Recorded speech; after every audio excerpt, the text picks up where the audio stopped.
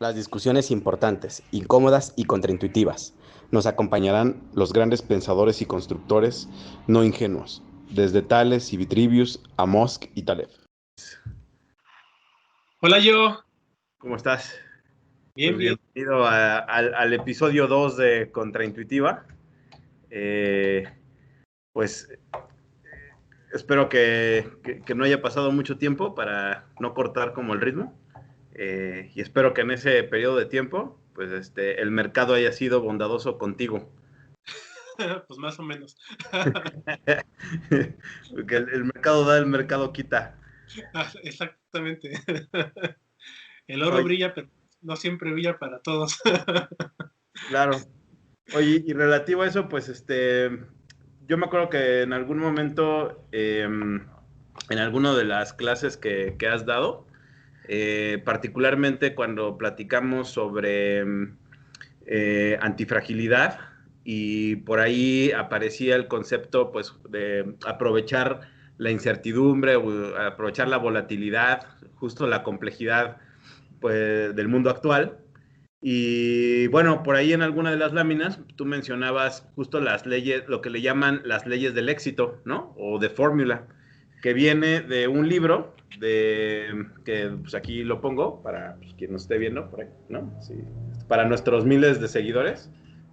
Pues este libro que es el de Fórmula de Albert Laszlo Barabasi, que es un físico de formación y que bueno, se ha dedicado, entiendo yo, gran parte de su vida a estudiar redes, de teorías de redes.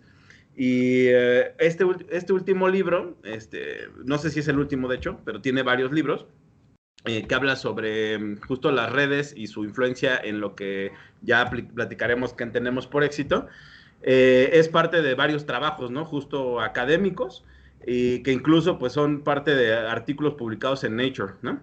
Entonces, digamos, aunque el libro tiene un nombre así aparentemente ahí medio como de autoayuda, ¿no? Así como de, digamos, libro de medio charlatanería, pues la verdad es que no, ¿no? O sea, tiene unos fundamentos, digamos, científicos muy sólidos y que bueno, al final lo interesante creo yo que a lo largo del tiempo, de alguna manera, estas leyes del éxito de las que hablan aquí han estado por ahí más o menos estudiadas, pero pues nadie las había puesto, digamos, les había puesto números y rigurosidad académica para pues, poder determinar que efectivamente hay ahí subyacentes algunas leyes que son las que determinan lo que, bueno, ahorita vamos a platicar, que llamamos éxito.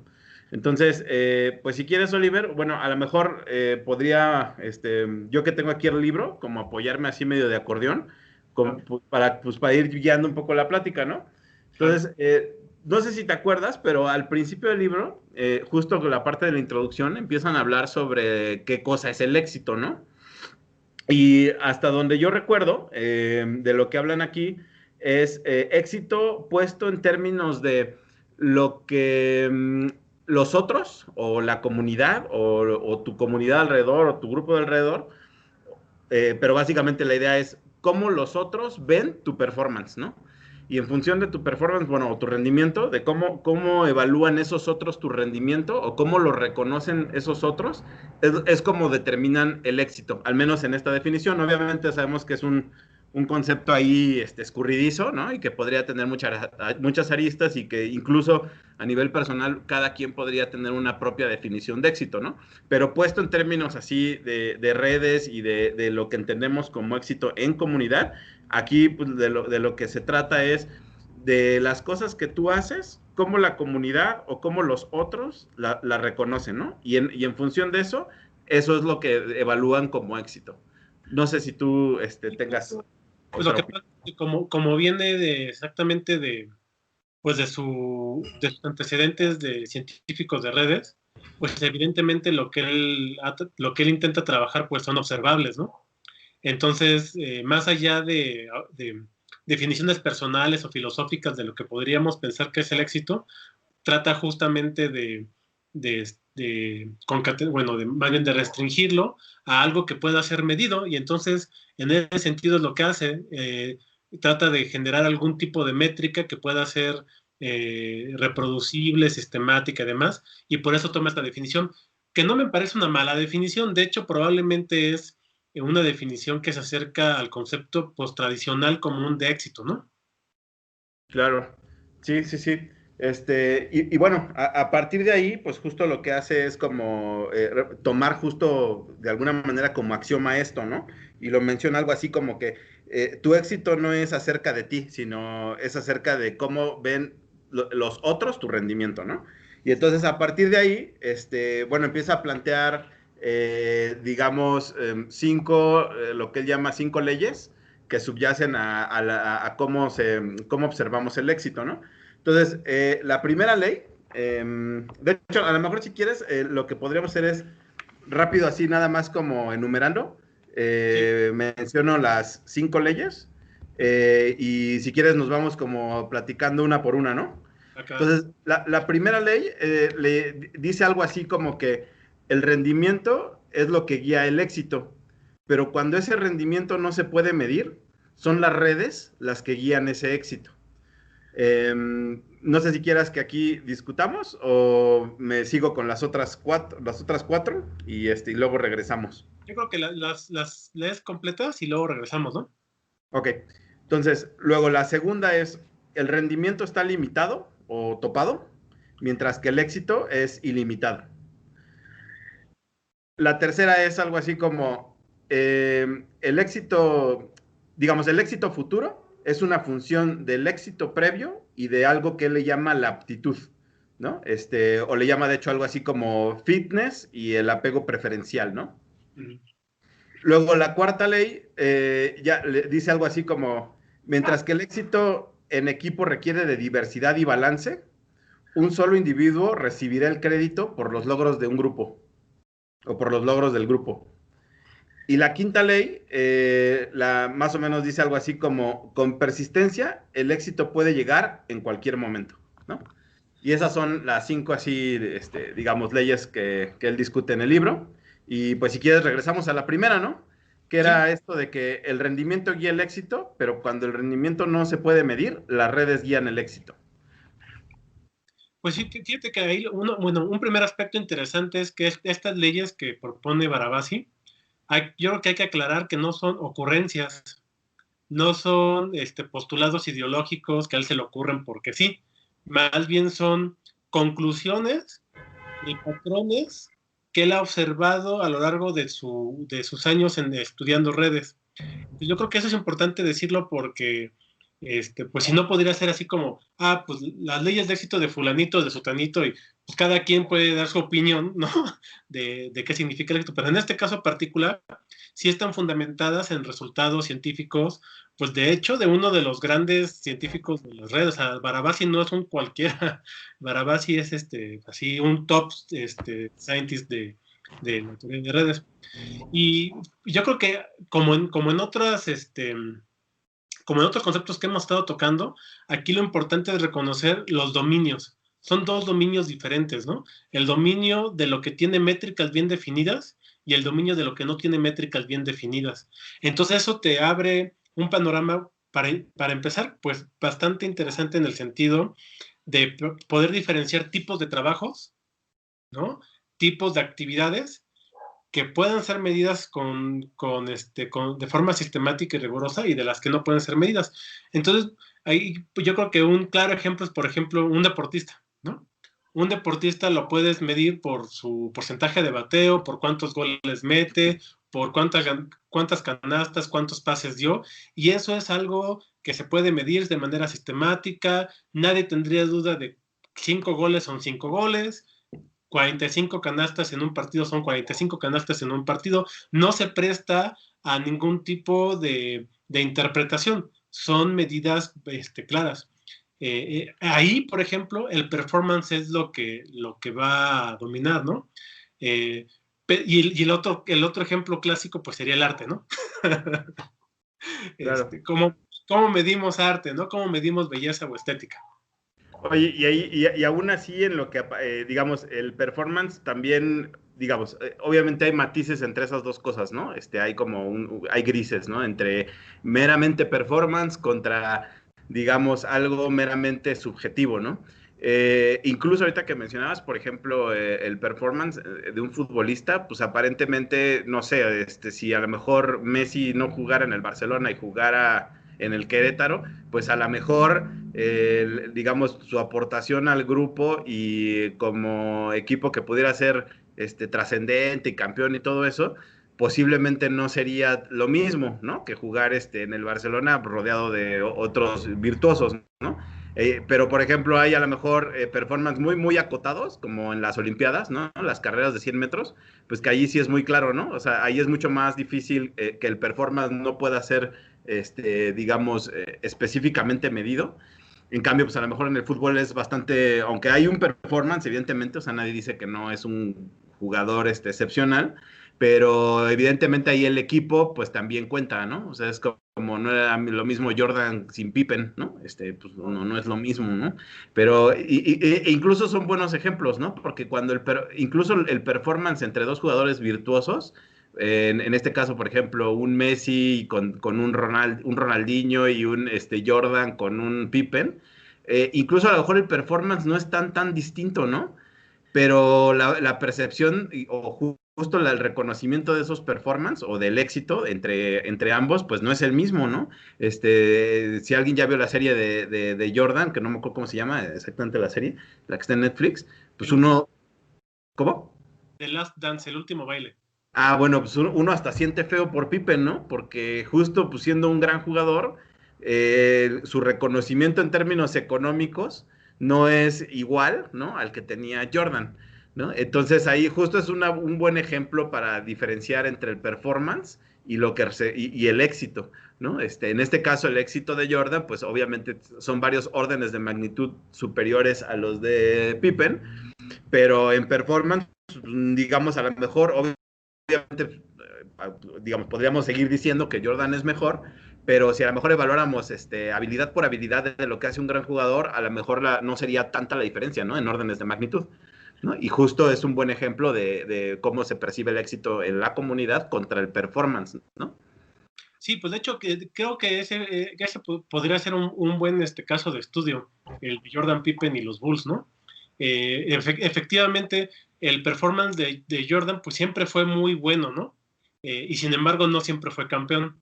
Requirió tener los ingredientes necesarios en los compañeros para realmente forjar los tricampeonatos, ¿no? Y efectivamente Pippen probablemente es el segundo mejor jugador, o por ahí estará, ¿no? Digo, ahorita ya estoy desconectado del básquet, pero a lo mejor la gente que sigue a LeBron James dicen, no, ese es el segundo mejor, ¿no? O Kobe Bryant. Pero digamos, en ese momento, por lo menos en ese momento del tiempo, si Jordan era el número uno, probablemente Pippen era el número dos. Y tienes toda la razón. En términos de desempeño, yo creo que Jordan sí era mejor jugador que Pippen, pero no órdenes de magnitud, ¿no? Definitivamente en órdenes de magnitud. Y sin embargo, la cantidad de dinero que ganaba sí eran órdenes de magnitud diferente. Que ahí justamente entra la ley 2, ¿no? Que dice que mientras el desempeño está acotado, el éxito no. Y eso nos lleva a introducir dos conceptos talibianistas, ¿no? El de mediacristán y el de extremistán. Entonces, normalmente cuando tú tienes procesos que tienen alguna restricción física real, esos procesos suelen estar dominados por una escala característica y normalmente no se mueven demasiado de esa escala característica. Eso quiere decir que, por ejemplo, nunca vas a encontrar a un ser humano de 8 metros porque simplemente no es posible fisiológica y anatómicamente. Eso es algo que Geoffrey West descubrió con sus estudios de escalamiento, en donde todos los mamíferos terrestres caen en una recta que determina el tamaño y su tasa metabólica y no se pueden salir de ese patrón, de esa línea recta en logaritmo, en log-log, y impone, digamos, de forma empírica restricciones a los tamaños de los mamíferos. Pero luego el mismo Geoffrey West descubrió que en realidad eso tenía que ver con que para que tú tengas un individuo biológico, pues requieres transportar materia, energía, información, y el modelo más sencillo, pero son canales, ¿no? Como si fueran tubitos. Entonces hace un modelo de tubitos de canales y hace la física y la matemática de eso y descubre que efectivamente hay límites para eso y que no puede ser cualquier tipo de geometría, cualquier tipo de tamaño y demás. Entonces, tienes las cosas que están restringidas por la física, que están topadas por algún tipo de límite, eso te lleva a Mediocristán, donde vas a tener una escala característica. Entonces, la mayoría, los dentistas ganan en promedio X cantidad de pesos y no vas a encontrar un dentista que gane 3 órdenes de magnitud más, ¿no? Sí, bueno, aclarar nada más que no va a ganar 3 órdenes de magnitud más haciendo la misma actividad, ¿no? Porque por ahí alguien te pondrá el ejemplo, bueno, pero es que conozco un dentista que tiene 5 clínicas, ¿no? Pero ese ya es un empresario. Sí, exacto. Solo para aclarar, ¿no? Porque por ahí alguien va a decir, no, él ya dijo que hay dentistas que no son ricos y pues sí, obviamente sí los hay, ¿no?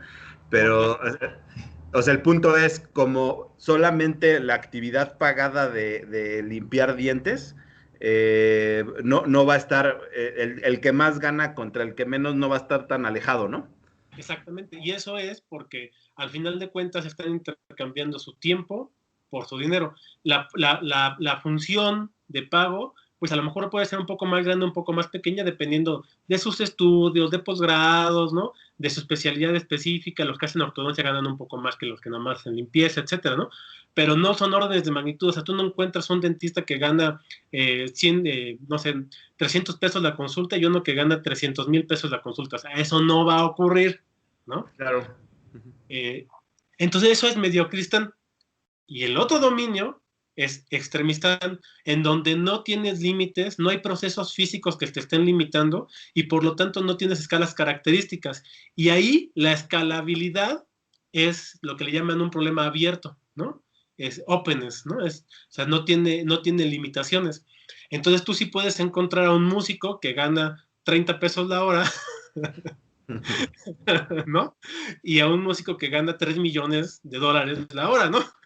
Claro, y ahí justo está interesante ahorita justo en nuestro tema del éxito, porque es un buen ejemplo, ¿no? O sea, hay músicos, o sea, por ejemplo, en el libro de hecho se menciona un ejemplo de un concurso, el Queen Elizabeth algo, no me acuerdo cómo se llama, seguro los que saben de música sabrán cómo se llama ese concurso, pero justo ahí muestran que dentro de un concurso donde hay mucha gente muy talentosa, en realidad es muy, muy complicado establecer cuál es el mejor performance, ¿no? E incluso está sesgado, el concurso estaba sesgado incluso por el día en que te presentabas, ¿no? O sea, los chicos que se presentaban los lunes tenían menos probabilidad de pasar a las finales que los que se presentaban al final. Había un sesgo como al ser todos igualmente, más o menos igualmente talentosos, hay un sesgo de cómo se van presentando los estudiantes y por tanto los que se iban yendo hacia el final de la semana son los que iban llegando a las finales, ¿no? Sí, y se estudia ese concurso durante varios años y era el mismo patrón, ¿no? O sea, si tú te presentabas el lunes, pues prácticamente así fueras muy bueno, prácticamente no había ninguna posibilidad de que pasaras a la final. En cambio, si te presentabas el viernes, era mucho más probable de que te llegaras a la final. Y eso es justo porque como es muy complicado evaluar si ese performance es, digamos, entre el performance de uno u otro, cuál es mucho mejor, por ser un tema de apreciación, entonces el asunto del éxito era más bien una cuestión subjetiva, que tenía este sesgo en este caso por el número o la posición en la que te presentabas, y eso justo afectaba digamos, a la carrera posterior del ganador o los finalistas del concurso, ¿no? Entonces, a lo mejor si tú eras del día lunes y eras bastante, bastante bueno, no muy, muy diferente al que ganó el concurso, pues posiblemente el que ganó el concurso pues va a tener un efecto de one winner take it all, ¿no? Y entonces ese pues se va a llevar todas las medallas, todos los reconocimientos, aunque pues la diferencia entre el performance pues no sea muy, muy distinta. Y obviamente esos premios pues también se van, digamos, relacionando a sus premios económicos y premios de reconocimiento pues dentro de la comunidad. Y entonces, pues justo ahí tenemos un efecto de esos, ¿no? O sea, tenemos este efecto en donde pues el performance pues, pasa a segundo término y el éxito pues está totalmente, el drive, ¿no? Es totalmente del reconocimiento pues de la comunidad, ¿no? Fíjate que ese tema es súper interesante y de hecho es pues un problema muy general el cómo tomamos decisiones cuando tenemos múltiples objetivos, cuando tenemos múltiples variables que están jugando Y de hecho es un problema tan importante que tiene todo un área de estudio. Y entre las posibles soluciones que se han dado están lo que se llama multicriterio y particularmente los procesos jerárquicos analíticos que desarrolló Satie. Y lo que Satie justo se dio cuenta es que cuando no tenemos una métrica rigurosa, sistemática y repetible, entonces tenemos que hacer uso de nuestro aparato evolutivo más sofisticado, que es nuestro cerebro, y resulta ser que nuestro cerebro hace comparaciones pareadas. Siempre para poder tomar decisiones hacemos comparaciones pareadas. Por eso es que cuando tú vas a una tienda, tienen el peluche así enorme de 2 metros, ¿no? Que vale 5,000 pesos, y luego el peluchito así que vale 30, y luego uno mediano que vale 100, ¿no? Entonces tu cerebro cuando compara el de 100 contra el de 5,000 y el de 100 contra el de 30, pues le queda claro que el que tiene que comparar es el de en medio, cuando nunca te quisieron vender ni el grandote ni el chiquito, ¿no? El grandote nada más está ahí para que tu cerebro induzca una comparación pareada y el chiquito también. Entonces, en realidad siempre te quisieron vender el peluche de en medio, pero si solamente tuvieran peluches de en medio, pasarías por el pasillo, lo verías y no lo comprarías, porque tu cerebro no haría una comparación. En el momento que hace la comparación, dice, pues mira, el grandote está muy... Pero ve, del chiquito al mediano, no manches, el mediano está mucho más grande y no es mucho más... Y sí le ahorro bien, ¿no? Entonces, qué gran negocio, ¿no? Es como el de los vinos, ¿no? Como el de hecho, me parece ser, si recuerdo bien, esto empezó a surgir en la industria de las salsas de tomate. Cuando las salsas de tomate empezaron a hacerse comerciales y a hacerse en lata y demás, pues solamente había salsa de tomate y ya, ¿no? Nada más había una. Y de pronto la gente que las producía se dieron cuenta de que si empezaban a hacer pequeñas variaciones de la salsa de tomate y las ofertaban, vendían mucho más que si solamente tenían un tipo de salsa de tomate. Y bueno, eso se ha explotado hasta el infinitum y ahora por eso tenemos lo que le llaman los psicólogos evolutivos la paradoja de la decisión, en donde, por ejemplo, yo te ofrezco 400 tipos diferentes de jeans. Y entonces en tu mente, con tantas opciones, el sistema de comparación pareada colapsa, no puedes tomar una buena decisión. De hecho, el Satie había propuesto lo que llaman el número mágico, que es entre 5 y 9, entre 5 y 9 alternativas, algo que tu cerebro puede manejar bien, es como el número óptimo de toma de decisiones. Menos de 5 son muy pocas opciones y es demasiado fácil decidir.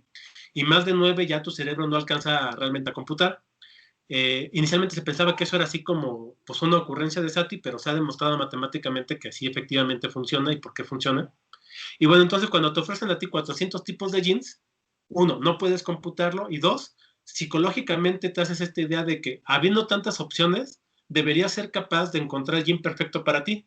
Y resulta ser que nunca encuentras el jean perfecto para ti, entonces tienes que volver a comprar otros jeans y otros jeans y otros jeans, ¿no?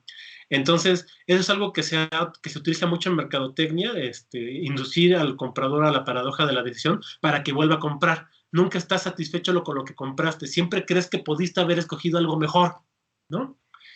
Claro, pero está el contraejemplo, ¿no? O sea, digamos, justo para evitar eso, en los restaurantes que tienen muchas opciones, justo varios de los que tienen mucho éxito son los que tienen así 3 o 4 menús así establecidos y que son los clásicos y pues no te llevan justo a esta paradoja de la decisión, ¿no? O sea, por ejemplo, cuando tú vas a un restaurante de sushi, pues hay como 30 diferentes, ¿no? No sabes ni qué escoger.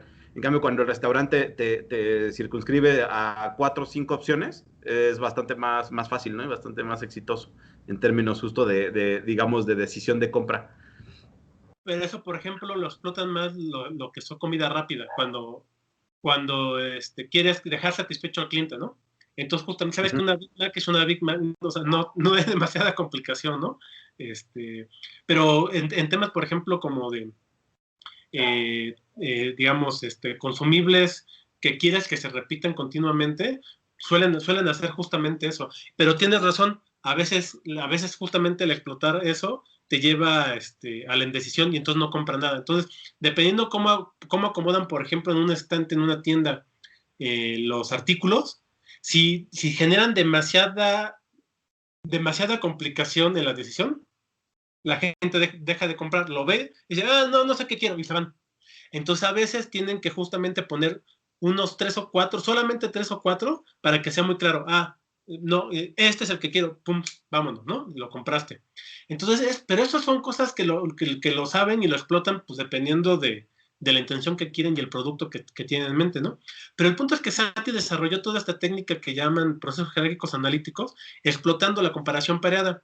Y lo que él descubrió es que uno hace comparaciones pareadas tanto por los elementos que estás evaluando como por los criterios. Y entonces hay un algoritmo matemático para hacer eso y uno puede, a pesar de que no haya una métrica clara y válida, a través de comparaciones esperadas uno puede sistematizar la toma de decisiones y al menos estás siendo sistemático en cómo lo haces. Estás siguiendo una metodología, estás siguiendo un algoritmo e inclusive cuando tú ves las matrices de comparaciones puedes calcular algo así como qué tanto sí está decidiendo el que decide.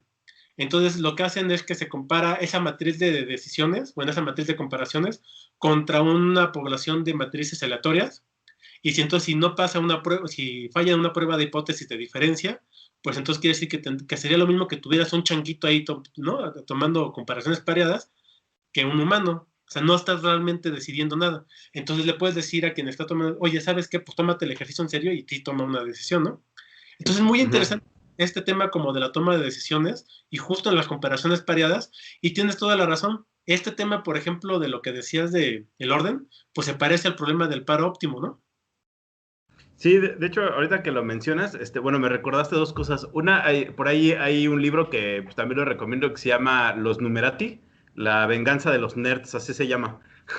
y, hay justo un capítulo donde hablan de cómo se distribuyen los productos, o sea, cómo se pueden reconfigurar dinámicamente los productos para colocarlos en distintos pasillos, dependiendo como, obviamente, de la hora, del tipo de clientes que van en una hora, etcétera, ¿no? Y de hecho hacían así un experimento con cientos de cámaras en donde pues van revisando los patrones de movimiento de las personas, en qué se fijan, para dónde si se agachan a ver qué producto, etcétera, ¿no? Entonces, bueno, eso me recordaste por un lado. Y la otra cosa que te iba a mencionar era, justo en el libro hablaban de un ejemplo, en el libro de Barabasi, en donde según esto, ponen expertos, de estos como expertos en música, ¿no? A decidir qué va a ser como el próximo éxito, ¿no?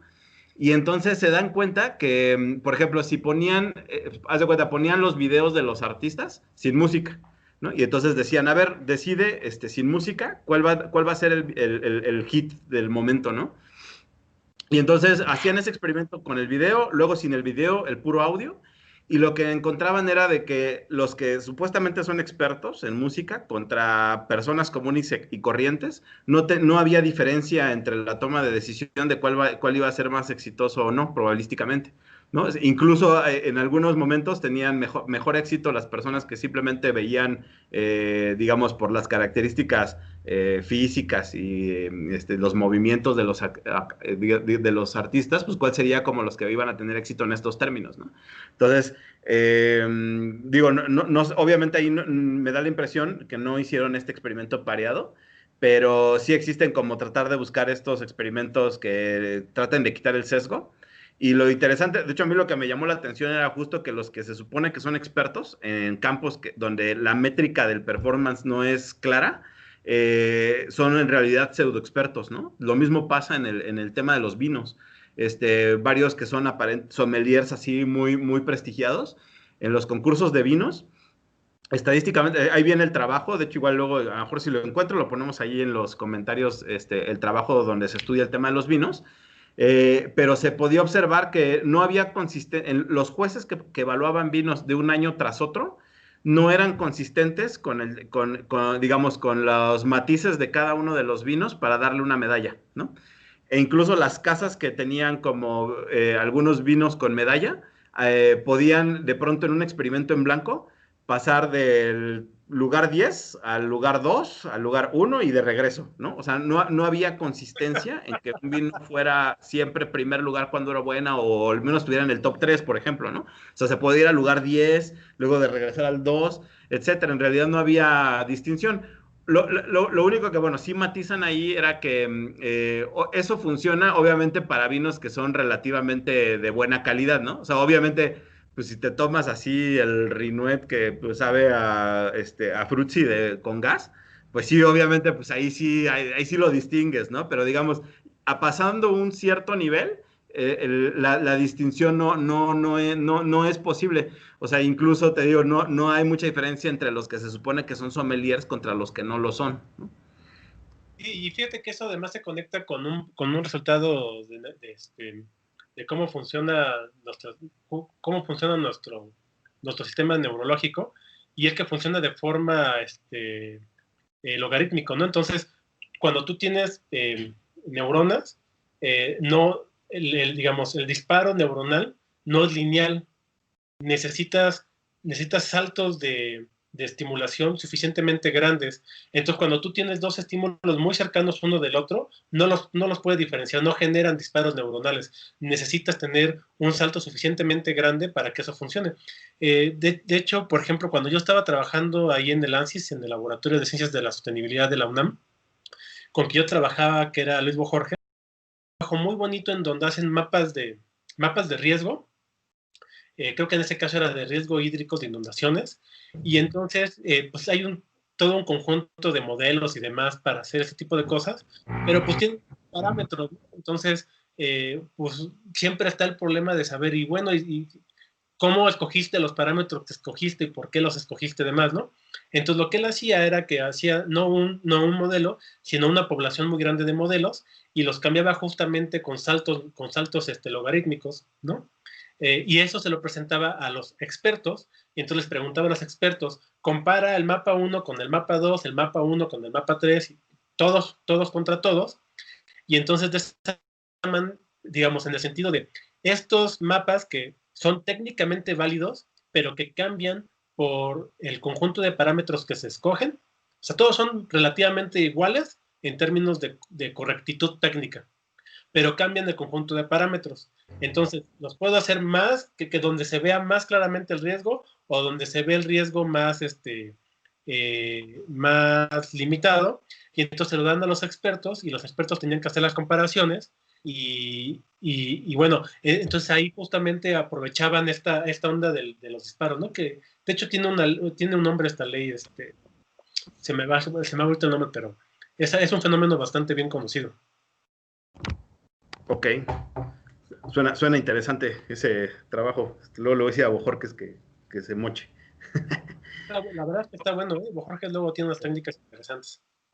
Oye, bueno, para que no se nos vaya el tiempo, ¿qué tal si vamos a la segunda? Sí. Platicamos sobre la segunda. Entonces, la segunda ley dice algo así como, el rendimiento está limitado o topado, pero el éxito es ilimitado. Bueno, de hecho de esto, más o menos tú ya mencionaste algo, ¿no? Justo hablando de los dos dominios, ¿no? De Mediocristán y Extremistán, puesto en términos de Taleb.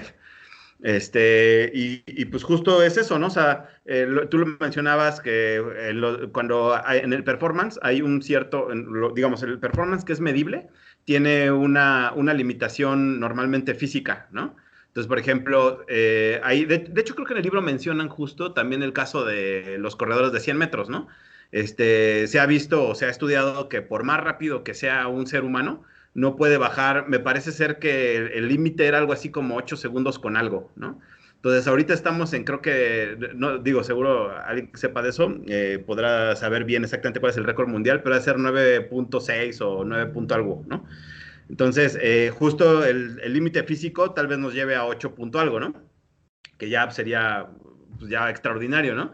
En cambio, el tema del éxito, pues digamos, cómo ven hoy o cómo patrocinan hoy a Usain Bolt y eso cómo se convierte en términos monetarios, pues no tiene nada que ver con a lo mejor los corredores de hace 50 años que corrían 10 segundos, ¿no? 10 con algo, ¿no? Entonces, esa diferencia en performance de un segundo, en términos de su éxito económico, pues no tiene nada que ver, ¿no? Son varios órdenes de magnitud de diferencia y es un buen ejemplo de ver cuál es la diferencia entre el performance que está topado y el éxito que es ilimitado, ¿no?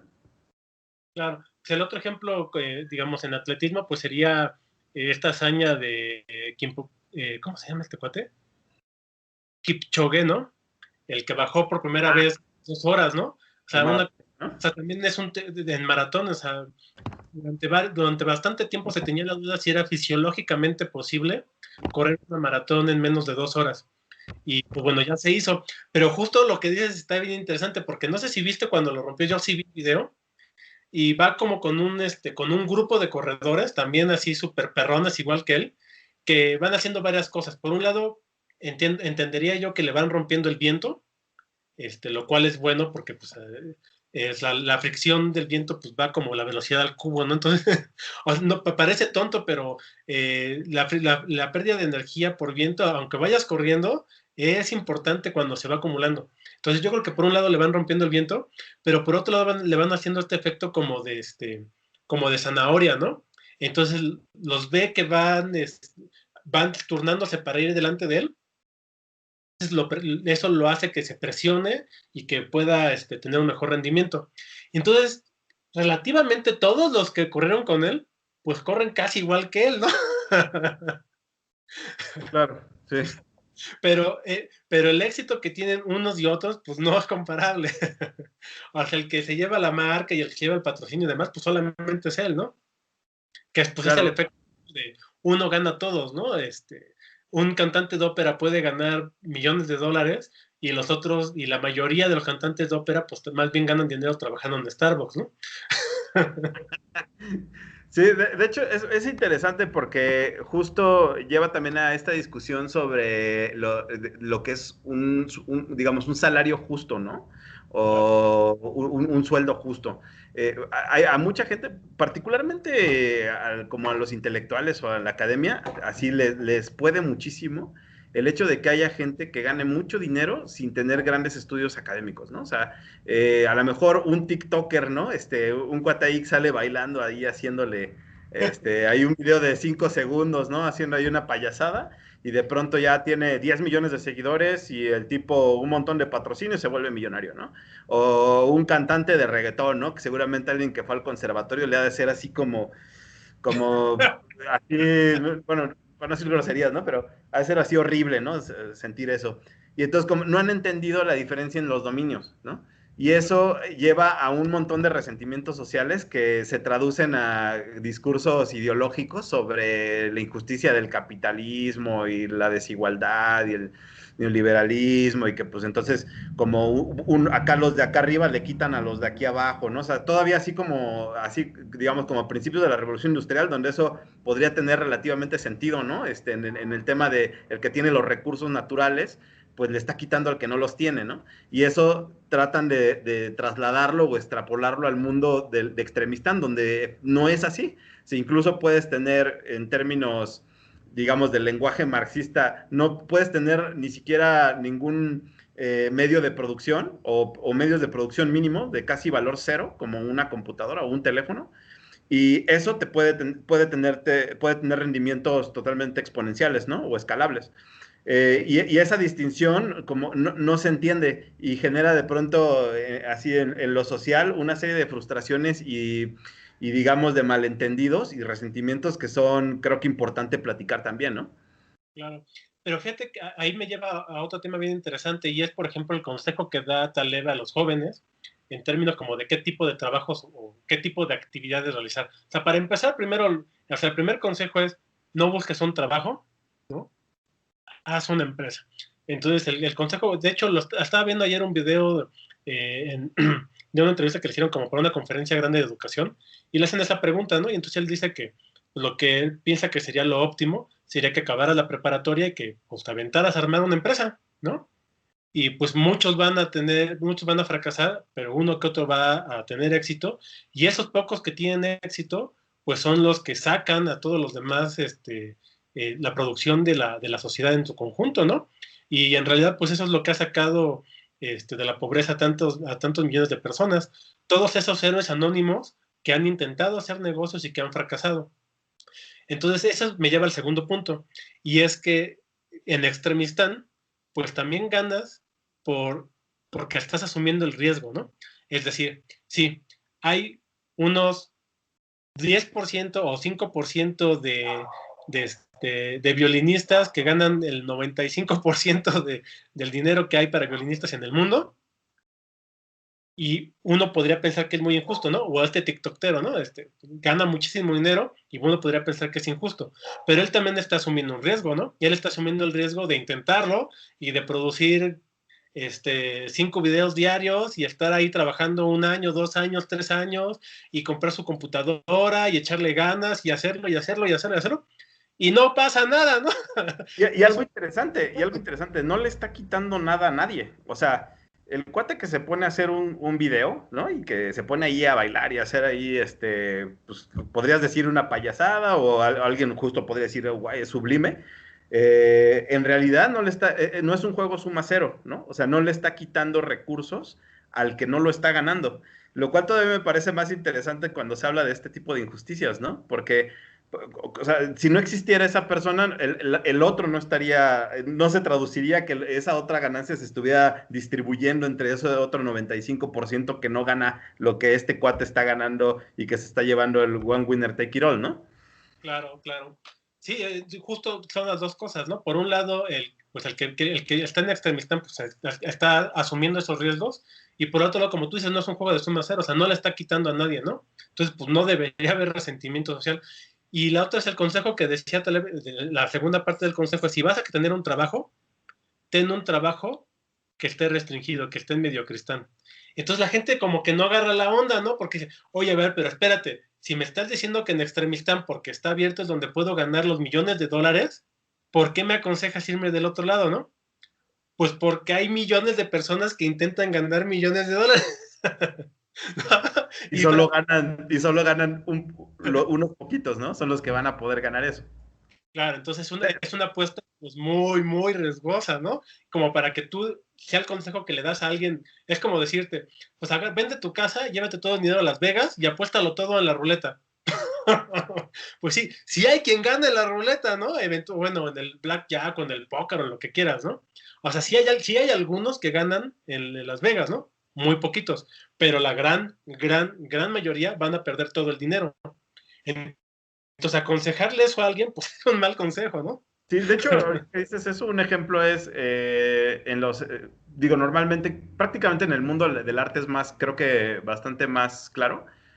Muchos de los que ganaron el One Winner Take It All, ¿no? O sea, los que se llevaron todo, la gran mayoría, me atrevería a decir la gran mayoría, obviamente, digo, no tengo el dato, pero digamos por casos que así uno lee y conoce, si te das cuenta o agarras un ejemplo así al azar, la gran mayoría de esos, o fue por suerte, o tenían un trabajo justo en mediocristán, ¿no? O sea, por ejemplo, el escritor que pues era maestro, ¿no? O a lo mejor era abogado y de hobby escribía, como la de Harry Potter, ¿no? J.K. Rowling, ¿no? O sea, creo que estaba divorciada y creo que ni dinero tenía, andaba peleando la pensión, etcétera. Y en realidad no se dedicaba profesionalmente a escribir. O sea, realmente los que se dedican profesionalmente a escribir, o sea, sí les va a ir bastante, o sea, les va a ser muy difícil, ¿no? O sea, sí sería un buen consejo tener una estrategia que se llama una estrategia de la barra, ¿no? Una estrategia barbell, en donde a lo mejor el 80% de tus ingresos, pues trata de buscarlos pues, en un trabajo más promedio, ¿no?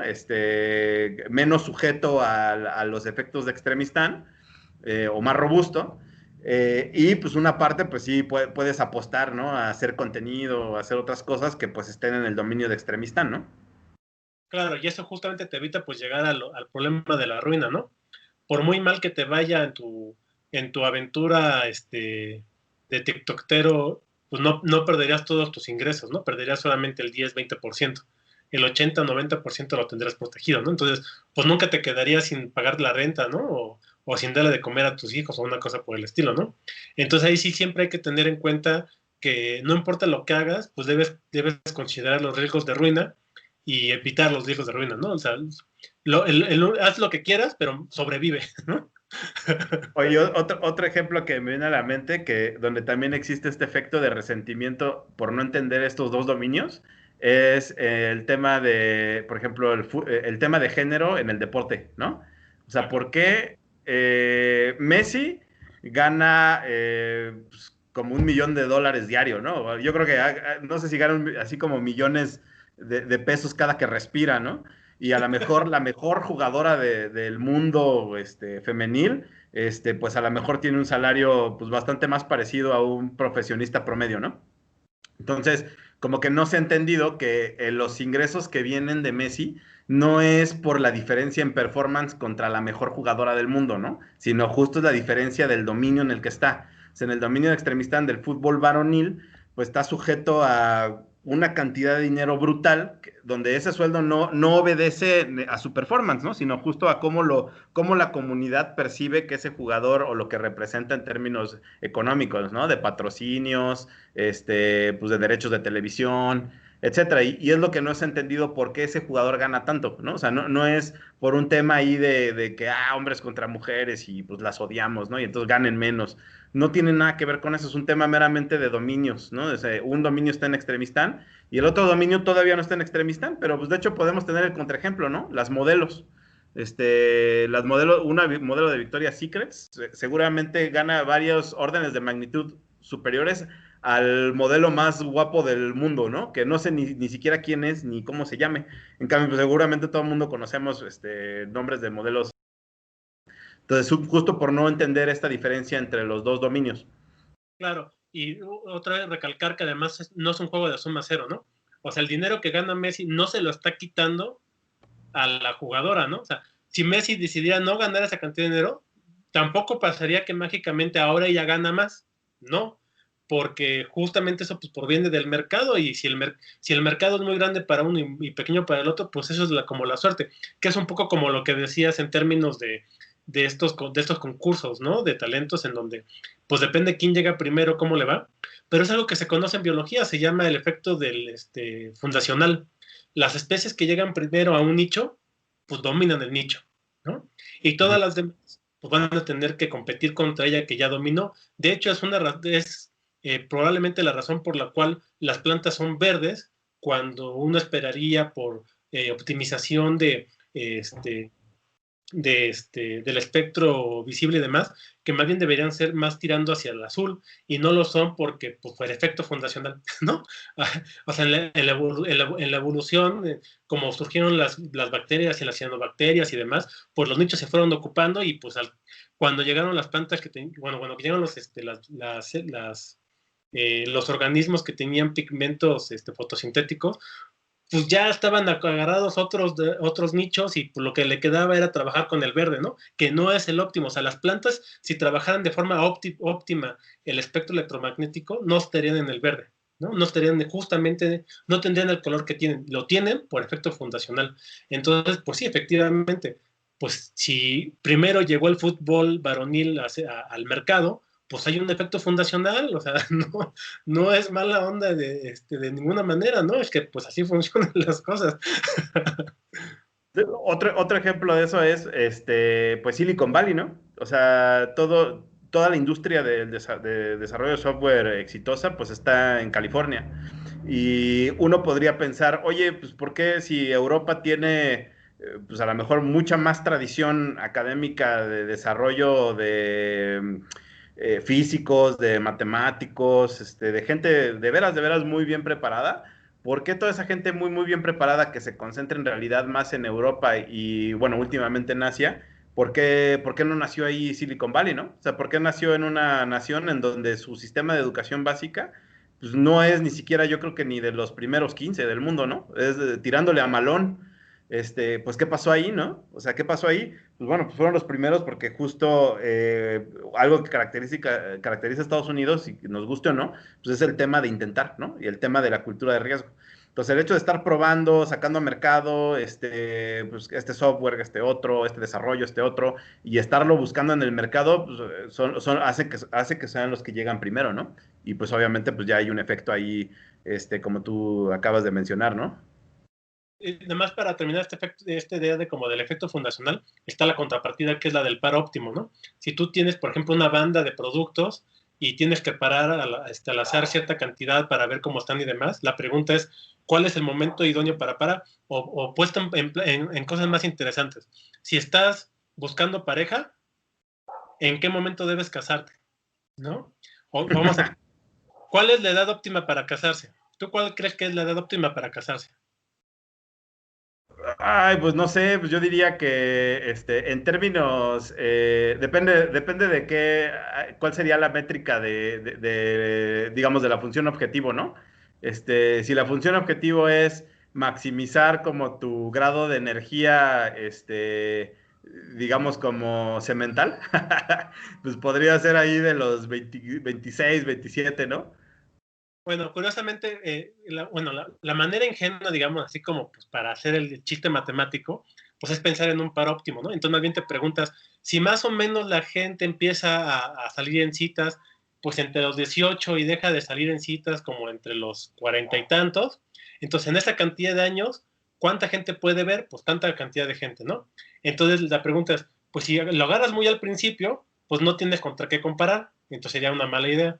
Pero si lo agarras hasta el mero final, pues ahora ya, pues ya no tienes tampoco alternativas, ¿no? Entonces, las dos colas Ya son se, mal. ya se En, fue al, el bueno. en algún lugar intermedio está el ya vi suficiente y alcancé un punto óptimo de la probabilidad de que yo haya visto, de que haya visto ya a mi pareja ideal es mayor que la probabilidad de verlo en el futuro. Entonces, en ese lugar en donde hay un balance entre haberlo visto en el pasado y la probabilidad de verlo en el futuro, pues por ahí debe estar el óptimo, ¿no? Y eso dicen los matemáticos que ocurre por los 26 años. Oye, pero ¿cómo le va a los matemáticos en temas de pareja? Yo, yo, yo la verdad no confiaría mucho en eso, pero no, pero entiendo el punto. Oye, bueno, pues si quieres, igual para optimizar el tiempo, justo, pues Claro. vámonos a la tercera, ¿no?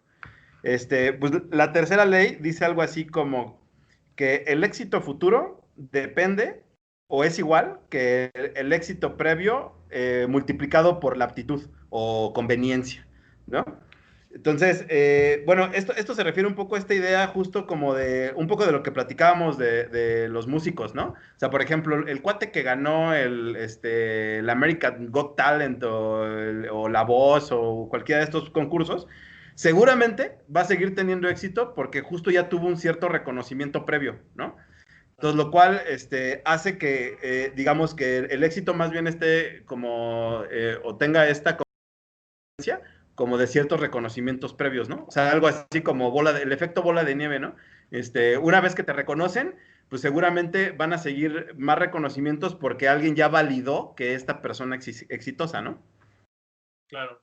Sí, yo eso. Le llama, de hecho, perdón, nada más Barabasi para, ya recuerdo aquí en el libro, por ahí de hecho aquí lo tenía anotado, le llama eso algo así como apego preferencial, ¿no? O sea, esta Ah, idea como de, pues yo, ¿sabes qué? Yo voy con el doctor fulano de tal, pues porque pues todo el mundo va ahí, ¿no? Entonces, hay un cierto apego preferencial en el sentido de, pues hay una validación de la comunidad de que ese es el bueno, entonces yo también voy a ir, ¿no? Esta idea como de, pues si veo los tacos llenos, pues voy a donde están llenos, ¿no? No donde está vacío. claro. Y pues es lo mismo que las inversiones, ¿no? Si empiezas con un capital muy pequeño, es muy difícil que realmente lo hagas crecer. Sí necesitas un capital de cierta cantidad de tamaño para que los efectos multiplicativos realmente se manifiesten de forma rápida, ¿no? Entonces, efectivamente, necesitas, o sea, si quieres tener éxito en la vida, tienes que empezar a tener mucho éxito, tienes que empezar a tener éxito lo más pronto posible.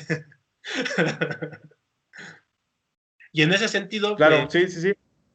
en ese sentido creo que también hay digamos, un algo de sabiduría en términos de empieza a tener, aunque sea pequeños éxitos, que es un problema como de percepción, ¿no? Como de en qué momento yo suelto, por ejemplo, un producto, ¿no?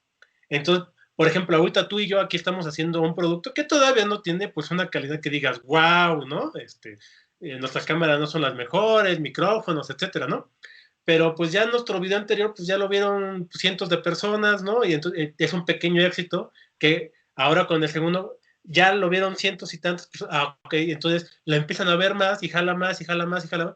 Entonces es mucho mejor hacer y tener pequeños éxitos que esperar y tratar de llegar a la perfección. De hecho, inclusive en términos como de experimentos, hay algunos de estos estudios pues, que no son así como súper rigurosos, ¿no? Pero bueno, al menos como anécdota, pues está interesante.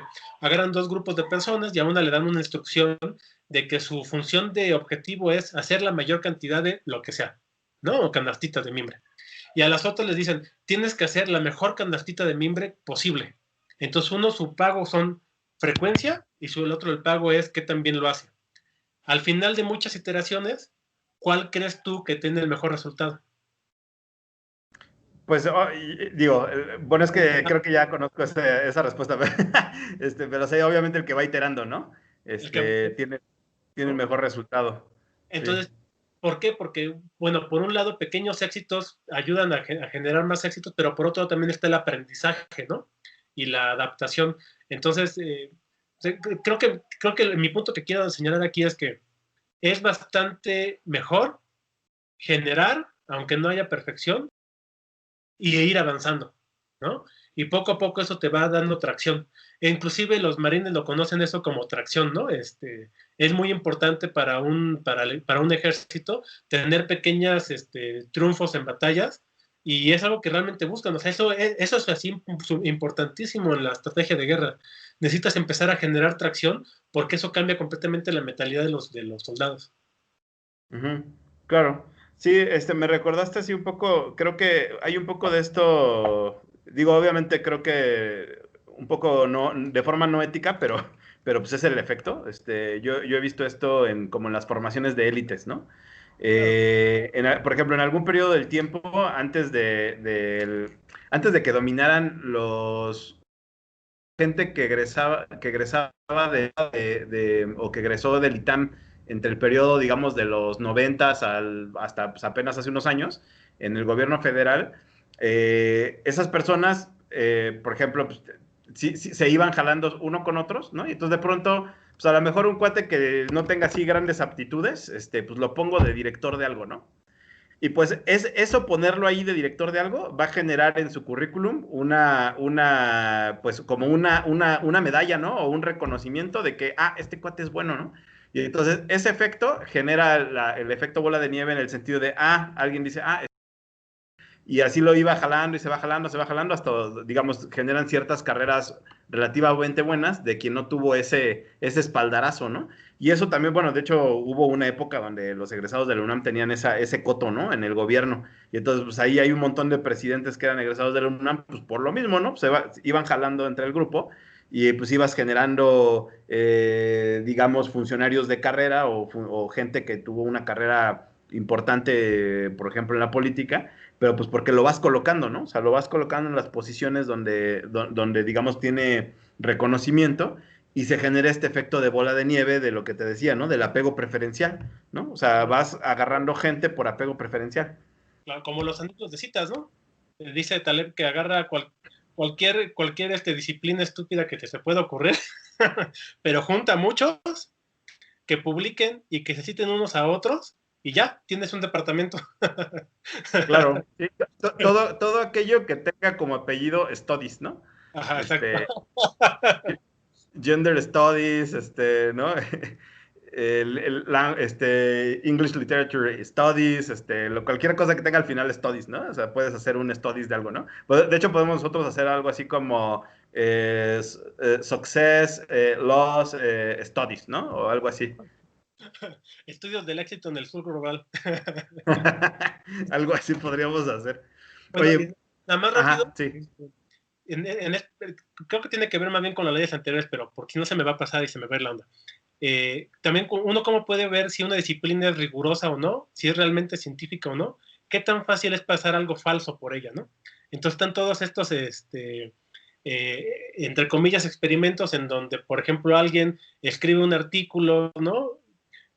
Pensado literalmente para engañar al lector y lo mete a una revista de o algo por el estilo, en donde nada más agarró como las palabras, el lenguaje, ¿no? El tipo de escribir y demás, pero no está diciendo nada, o sea, no es un estudio real, no, o sea, nada más está tratando de inventarse un paper ahí porque sí, y el experimento es que lo hicieron y lo metieron a una de las revistas más importantes de una de estas disciplinas, y pues pasó, ¿no? Y ahora pues está inclusive la idea de hacerlo, por ejemplo, con inteligencia artificial, en donde nada más se le den semillas de palabras y contextos y demás, y también ha pasado, ¿no? Entonces, yo creo que si estás en una disciplina en la que te pueden meter un fake paper de esa manera, pues es muy probable que tu disciplina no sea rigurosa y no sea realmente ciencia. Eso es el famoso el Sokal Affair, ¿no? Ese caso Sí, que sí. dices. Y me parece que el año pasado se replicaron igual como unos 3 artículos también en disciplinas de estas que tienen studies al final. Y lo mismo, ¿no? Pasaron 3 artículos que eran incluso de broma, ¿no? O sea, lo hicieron de broma y pasaron, digamos, la revisión de pares.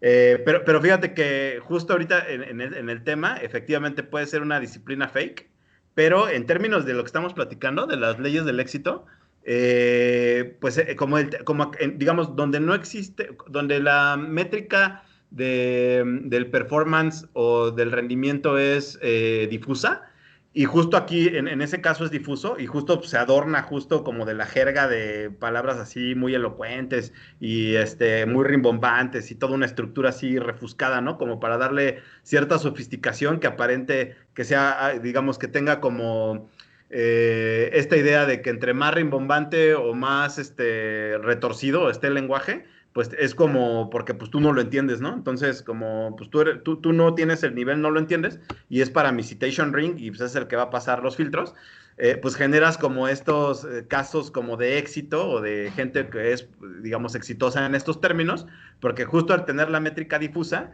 de lo que depende ahí es justo de la red que sostenga a esas personas, ¿no? Como en el caso del arte moderno, ¿no? El arte contemporáneo. De hecho, ahí en el libro también se mencionan esos casos, ¿no?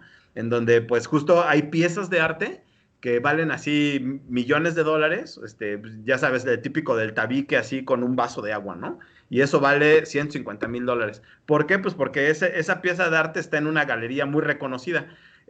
Incluso mencionan en el estudio, bueno, aquí en el libro, que bueno, de hecho viene de un estudio, de un paper de Barabasi, en donde justo él demuestra que hay ciertas galerías de arte que son las necesarias en las que tienes que poner tu obra si tú quieres meter tu obra en la red de museos más importantes, que es, por ejemplo, el Guggenheim o ¿cómo se llama? El Met, bueno, no, el Met no, pero sí, el Met sí, el Met, el Guggenheim, o varios de estos tipos de museos donde tienen alguna sección de arte moderno, y bueno, ahí lo que muestra es que hay una serie de galerías en donde si tú eres artista y quieres llegar ahí y quieres estar en esos niveles de éxito, tienes que pasar por esa red de galerías.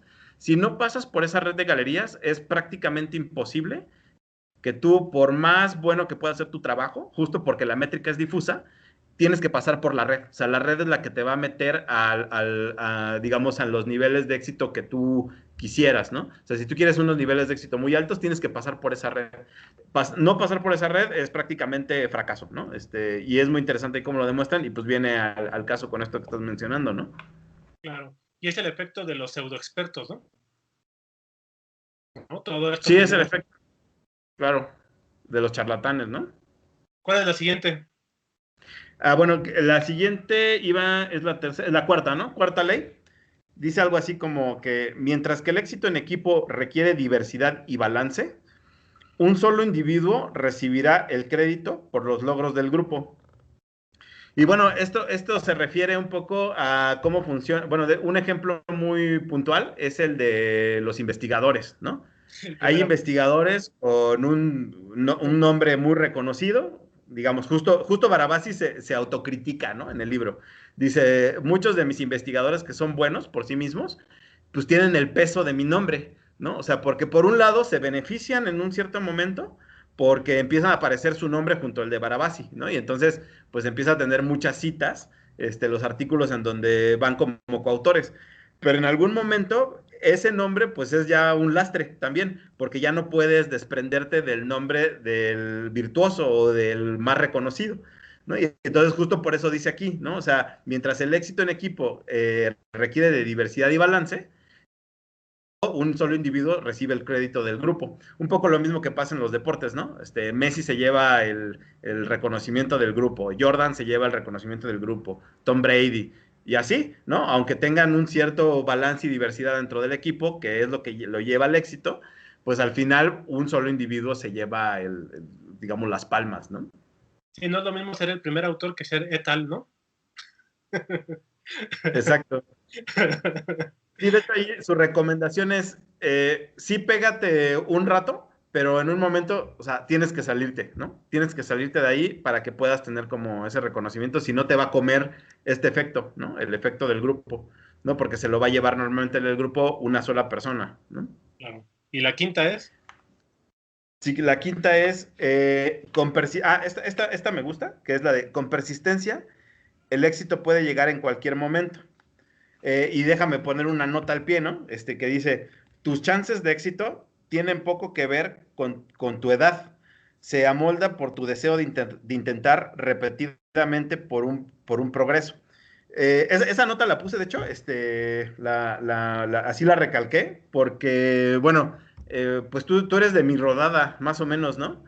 Y entonces, digamos, uno de mis complejos o traumas de mi edad es que pues yo estudié ingeniería, ¿no? Y pues normalmente muchos de los ingenieros somos como algo así como físicos frustrados, ¿no? Incluso muchos ingenieros en algún momento, ya más grandes, o tratan de meterse a estudiar física, bueno, los que tuvieron suerte, a lo mejor como tú, se cambian en buen momento, u otros, pues ya de hobby, ya que la ingeniería les pagó su calidad de vida, pues ya se meten a estudiar física, ¿no? Pero si uno se pone a ver literatura o los avances de la física o todavía más dramático de los matemáticos, en el caso de los matemáticos, pues se tiene la creencia, o tú me corregirás, o se tenía la creencia, no lo sé, de que entre más joven era mejor para poder tener los avances más importantes de su carrera. La gran mayoría de los matemáticos pues han tenido sus mayores reconocimientos, sus mayores aportes, o al menos los aportes más reconocidos a edades muy tempranas, ¿no? Incluso, si bien entiendo, la medalla Fields me parece que se da a jóvenes por debajo de 30 años, ¿no? Incluso ya en un matemático mayor de 30 ya lo ven así como que, pues ya es como en el deporte, ¿no? Así como el americano. No, pues este cuate ya es veterano, ¿no? Ya va de salida, ya que se retire después de los 30 años, ¿no? Lo cual pues, sería como muy frustrante, ¿no? Entonces yo cuando empecé a leer esto dije, oye, pues está como feo, ¿no? Ya no quiero saber nada de matemáticas puras, ¿no? Porque, pues, ¿para qué? ¿No? O sea, ya estoy fuera del concurso, ¿no? Y si bien es cierto que en algunos campos es verdad, o sea, a lo mejor nosotros ya de 40, más de 40 o 35, etcétera, o para arriba, quisieras entrar a lo mejor a la gimnasia, pues va a ser prácticamente, pues si no imposible, al menos sabes que no vas a ir a unos Juegos Olímpicos, ¿no? O a menos que sea así una cosa extraordinaria, ¿no? A lo mejor pues te da para saber hacer 2, 3 marometas para atrás y se acabó, ¿no?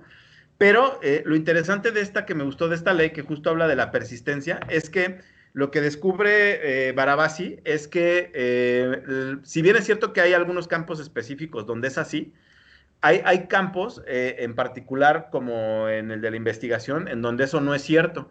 Y que en realidad lo que muestran es que muchas veces lo que sucede es que lo que se ve como un éxito o, por ejemplo, una aportación muy importante en el campo, en este caso de la investigación, se da en edades tempranas porque la gran mayoría de la gente pues tiene más tiempo y tiene menos responsabilidades, entonces publica más e intenta más. Entonces, publicar más implica intentar más, ¿no? Y por tanto, alguno de esos intentos, es un poco como esta idea de la opcionalidad, si no es lo mismo que hiciste 10 trabajos a que hiciste 2, probablemente si hiciste 10, a lo mejor con que 1 o 2 pues, hayan sido muy buenos, pues tienes más chances de que esas 2 aportaciones pues, sean muy reconocidas. Y entonces lo que él dice es que lo que se dieron cuenta era de que muchas personas dejaban de tener esas aportaciones con la edad, pero no por la edad per se, sino porque pues la gente empieza a tener otras responsabilidades y a lo mejor pues ahora si en lugar de dedicarle 10 horas a estar ahí buscando experimentos y publicaciones, pues ahora lo vas a hacer 3 y pues a lo mejor otras 7 te la vas a repartir entre responsabilidades como padre, responsabilidades como jefe de familia, etcétera, ¿no? Y entonces pues va a bajar tu productividad en ese sentido, en promedio, y por tanto pues las aportaciones que puedas hacer ya más grandes pues van a bajar en promedio, pero no es por una cuestión en realidad como de una limitante de la edad. Incluso pone ahí algunos ejemplos de un premio Nobel que ganó justo el premio Nobel cuando tenía alrededor de 90 años, ¿no? Y es interesante porque a este físico no me acuerdo ahorita el nombre, luego ahí se los pongo, lo jubilan de la Universidad de Princeton cuando tenía alrededor de 85 años, y entonces se va a una de estas escuelas como tipo Community College, en donde pues él sigue haciendo sus investigaciones, y pues él era un apasionado, ¿no?, de la física, y entonces él seguía trabajando. Entonces su mayor aportación llegó a los 85 años, ¿no? Entonces, cuando se jubila, él se va a hacer su trabajo y a los 85 años empieza a publicar y a los 90 le reconocen el trabajo y pues gana el premio Nobel, ¿no? Entonces, me parece un ejemplo bonito, porque es esperanzador para los que vamos avanzando ya en el tiempo y que pues de pronto en algunos campos o en algunas áreas del conocimiento o en algunas disciplinas o áreas pues de la actividad profesional, pues parecería ser una limitante el tema de la edad, ¿no? Y pues no lo es, ¿no? O sea, aquí lo que dice es, no, o sea, tú sé persistente y constante y en algún momento un buen performance acompañado de las otras leyes sí puede generarte estos reconocimientos que a lo mejor estás buscando, ¿no? Claro, fíjate, está bien padre ese ejemplo y creo que hay dos cosas que también juegan ahí. Una es que conforme se van haciendo más grandes los investigadores, pues van adquiriendo más bien estas actividades como de buscar dinero, ¿no? Y administrativas y demás. Y la otra es también, bueno, son otros dos puntos. Uno es el prestigio. Entonces, cuando te vas haciendo más senior, pues tienes prestigio y entonces ahora tienes más miedo de tener ideas creativas y novedosas y que vayan en contra del status quo porque eres prestigioso y entonces ya no puedes perder tu prestigio, ¿no? Y el otro, creo que tiene que ver también con que conforme vamos profundizando en un tema, sobreestudiamos el tema, ¿no? Entonces, a mí Alejandro Frank alguna vez me sugirió que uno siempre debe ser cuidadoso de leer la cantidad suficiente de la literatura del tema, pero no demasiado, porque si no vas a dejar de tener las preguntas interesantes. O sea, hay como un tema como de, si no sabes nada, pues no sabes nada, ¿no? Pero si eres un verdadero experto en el tema, probablemente llegas a una paradoja rara en donde ya ninguna pregunta te parece importante porque sabes demasiado. Entonces hay algún punto por ahí intermedio en el que sabes lo suficiente para hacer preguntas interesantes, pero no sabes tanto como para autocensurarte y pensar que las preguntas ya son tontas o no valen la pena o ya están explicadas o son ya eso ya todo el mundo lo sabe, etcétera, ¿no? Entonces creo que esa es... Cambio de paradigma, ¿no? También, o sea, no vas a aceptar un cambio de paradigma después de haber estudiado 50 años un tema así muy especializado, ¿no? Entonces, ahí, por ejemplo, Bardeen, este premio Nobel de Física que lo ganó al menos 2 veces, una vez lo ganó por el efecto BSS, Bardeen-Cooper-Schiffer, de superconductividad, que de hecho se acaba de alcanzar superconductividad a temperatura ambiente, que eso es así como wow, 100 años de búsqueda. Pero bueno, eso es tema de otra charla. Pero Bardeen lo que decía era que uno debe cambiar de área cada 10 años. Y de hecho él hizo eso. Él cambió de área cada 10 años y entonces ganó el premio Nobel primero en un área y luego lo ganó en otra área diferente, ¿no? Una fue por el transistor, creo, y la segunda fue por el efecto Bardeen-Cooper-Schiffer. Y en ese mismo premio Nobel de Bardeen-Cooper-Schiffer hay otra enseñanza. Bardeen-Cooper-Schiffer. Sí, creo que Cooper era estudiante doctorante. ¿Qué madres haces cuando tu tesis de doctorado es un premio Nobel? ¿Qué haces después, güey? Sí, es como los que hacen una película así exitosísima, ¿no? O una serie exitosísima, o eres actor, o los actores que ya los identificas con un personaje, como Sheldon, ¿no? O sea, ya después ves a Sheldon así haciendo otros papeles y yo digo, no, pues ya no le creo, o sea, él es Sheldon. Karate Kid, ¿no? Pues Claro. sí, como Karate Kid, ¿no? Y a Daniel Aruso no se la creo de otra, ¿no? Sí, exactamente, ¿no? Entonces también el momento en el que llega... Entonces, yo tengo esta idea rara de que uno debe tener varias vidas en la vida. Y que entonces tienes que como saber cuáles son estos, diría Jim Rohn, cuáles son tus estaciones en la vida. Y entonces deberías tratar de encontrar como el éxito en cada estación de tu vida. Entonces, en alguna estación el éxito se manifiesta de una manera y en otra de otra manera. Y entonces la sabiduría es encontrar cuál es la vida que estás viviendo según la temporada que te toca. Entonces, por ejemplo, cuando eres muy joven, probablemente tiene mucho sentido buscar, por ejemplo, el éxito físico, ¿no? Y está bien. Pero más grande, si te aferras a eso, pues probablemente ya estás fuera de tiempo, ¿no? Entonces ya estarías yendo como en contracorriente. Mi mejor ejemplo de alguien sabio que encontró eso es Reinhold Messner. Reinhold Messner es el mejor alpinista de todos los tiempos.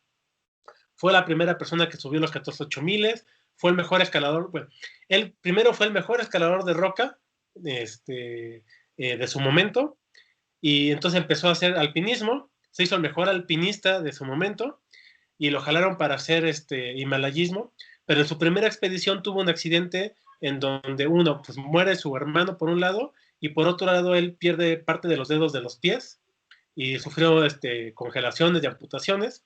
Sobrevivió realmente así, pues por extremada fuerza de voluntad, suerte y demás. Y ya no puede escalar bien, y entonces decide hacerse el mejor himalayista. Entonces se hace el mejor himalayista, y cuando llega a la cúspide del himalayismo, se da cuenta de que si uno sigue por ese mismo camino, pues una vez que eres el mejor y ya conseguiste las 14 cimas y demás, ¿y ahora qué te queda? Pues lo más difícil, lo más riesgoso, en invierno, y te vas a matar.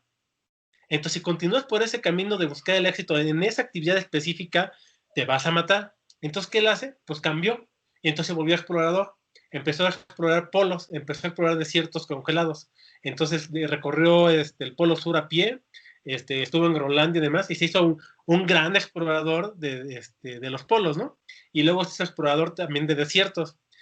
Y eso iba como mucho más de acuerdo a su edad ya más grande, ¿no? Y al tipo como de exigencia que te pide una travesía de 2.000 kilómetros, que no es lo mismo que la escalada, ¿no? La escalada es potencia, caminar 2.000 kilómetros, pues es un rollo mucho más mental que adquieres y que tienes la capacidad pues más grande en la vida.